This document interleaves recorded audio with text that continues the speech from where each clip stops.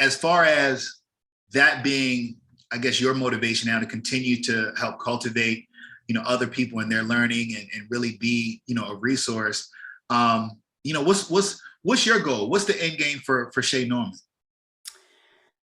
The end game for me. And I know you said I thought toward my immediate, like, day to day, what drives me, but ultimately I want to be able to develop a nonprofit where not only are we teaching families about life insurance, but we're actually insuring them and their children.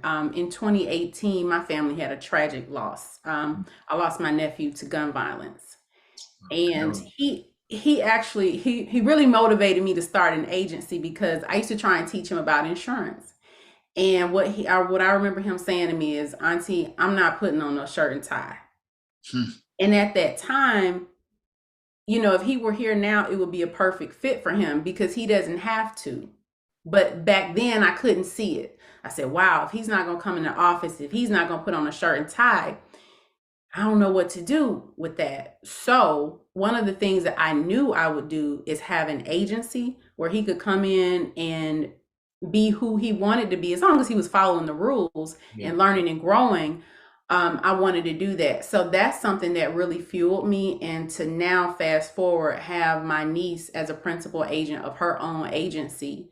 They were very, very close. She knows that's something that's really special to me. So to develop that agency and to also usher in young people who think that this opportunity is not for them, and to really show them that it is exactly for you, is something that I'm very, very passionate about. And to have a nonprofit to do that further community outreach, is my goal. Love it, love it.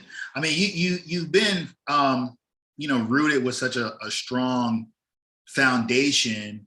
This is a question I like to ask. I mean, I don't know if it's kind of changed or just maybe enhanced what you've been able to do. But do you feel like having a license, like getting into this industry, has changed you as a person or evolved you as a person in any way? 100%. 100%. There's no question about it. I remember just breaking down and crying. I went to, I don't know if you're familiar with, I shouldn't even give them a shout out, but I will. Circle of Wealth, which is financial software, really teaches you how to have conversations around the IUL particularly. And I remember going to this conference with the person who ushered me into the industry along with our team. And when it clicked for me how to communicate life insurance to the everyday, ordinary person, and then to teach them how to do more with it, that it's not just about a death benefit, Right. right? When that clicked for me, I literally cried. I was like, this is life changing. Like, I will never not have an insurance license, not just for clients, but for myself, right? So I learned the language of money. I'm making great money. I'm really helping people.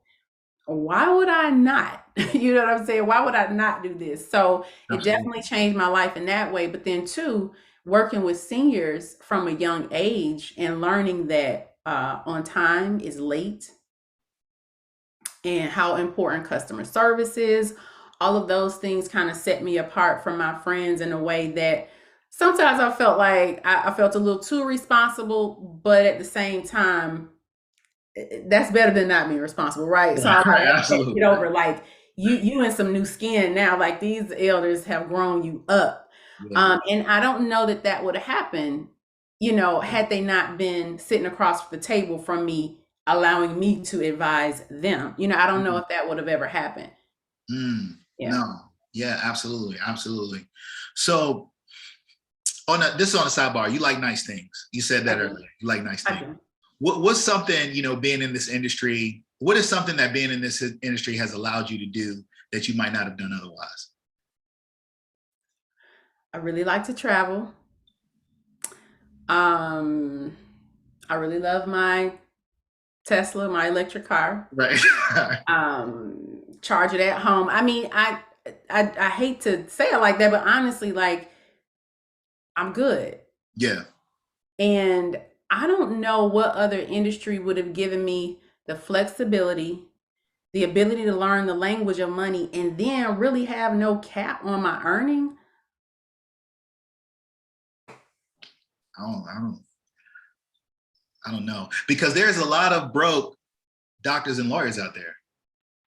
Oh yeah. Oh, yeah. You know. Remember, I said I was taking the LSAT, and I said Right. I'm already helping people. I'm already doing what I want to do. You know. Right. So no, it's just I feel like there is no limit to what you can do with an insurance license, especially if you're going to learn and grow. And add other disciplines. It's something that if you have your license and you're not operating within the space, keep it.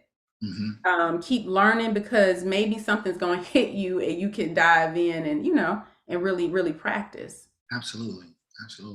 So for the new person that's maybe thinking about jumping into this space, they're listening to our conversation right now, and they're hearing everything that you're saying, but maybe they feel like, hey, shoot, I'm not built like Shay, you know what I mean? I don't have the I just have the same upbringing, or I'm not that smart, but this sounds like it could be an opportunity. What would you tell that person? I would tell that person to, again, I'm big about feelings. If it feels like something that you could get excited about, just learning about it, if it feels purposeful for you, then go for it. It may not be the fit, but if you don't go for it, you'll never know. So you just have to look at not the paperwork, don't look at the test, look at the impact that you can make on your own life, your family's life, and then the lives of countless others, like generations to come. We're literally putting policies on folks that are going to make their children's millionaires. If that doesn't excite you, it's probably not the right fit. You know what I mean? Yeah. But knowing that doesn't happen immediately, but you have the wherewithal to dig in and see how to make that happen. I mean, it can be an exciting, what's hurry up and wait. You can go through that in this industry, but if you can attach yourself to something that makes you feel good and feel excited, follow it. That's it. No, I love that. For the people who are looking to connect with you specifically, maybe they might be in, I know you cover a large territory with what you do on a day-to-day, but if they're down either in the area or they're maybe on the East Coast, or maybe they just want to learn more about SOBA, how can somebody get in contact with Shay Norman? So to get in contact with Shay Norman, you definitely can hit me up on IG at See the Bridge, and it's CTHABRIDGE.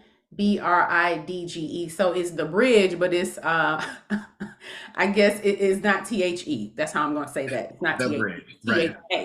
See the Bridge. And then as far as SOBA, wearesoba.org is where you can go to our website, see who we are, what we do. You can join our membership program. And then also on Facebook, Society of Black Agents is a private Facebook page. We're going to ask you a few questions, but that really is geared toward agents. If someone is trying to reach me, I think the IG is the best way. See the Bridge. Yeah. Mm-hmm.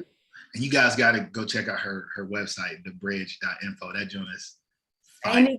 thebridge.life. Thank you. Thebridge.life. Thebridge.life. Thank you. That joint is fire. Make sure you check that out. So, hey, look, Shay, thank you so very much for the time, today. Very much appreciated.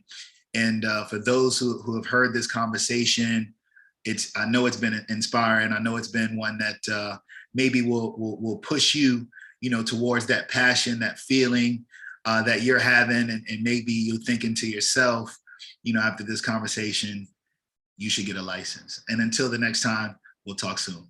Thank you, Rod.